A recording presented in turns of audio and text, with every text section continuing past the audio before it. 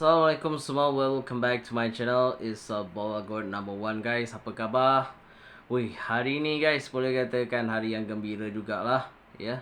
Lagi-lagi aku akan full update untuk Timnas Indonesia dan banyak lagi lah sebenarnya. Dan video ni memang full kita sembang sikit pasal Timnas Indonesia dan pelbagai lagi lah.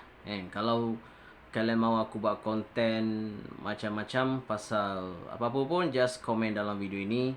Alhamdulillah guys, terima kasih untuk kalian subscribe channel aku. Dan insyaAllah kita dah 15k guys ya. Alhamdulillah.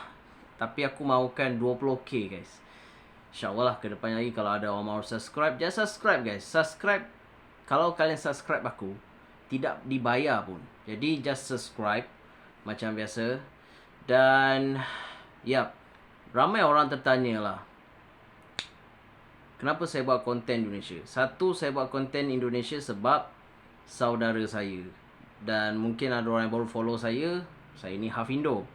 Ya, saya half Indo dan jadi tak ada masalah pun.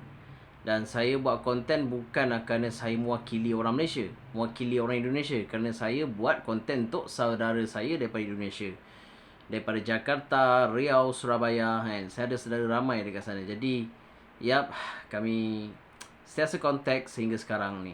Ni konten untuk dorang lah. Dan kenapa saya update pasal Timnas Indonesia? Sebab bagi saya channel ni dah ramai fan-fan Timnas Indonesia. Jadi memang saya update lah guys.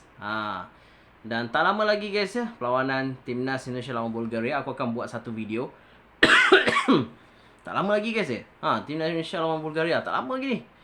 Jadi aku harap kalian semua teruskan support untuk Timnas Indonesia. Dan yap, video ini just sekejap je guys. Sekejap untuk aku post. Dan insyaAllah guys ya, yang mana aku update, aku akan update lah untuk kalian semua untuk channel Bola God ni. Dan terima kasih banget guys yang mana yang support.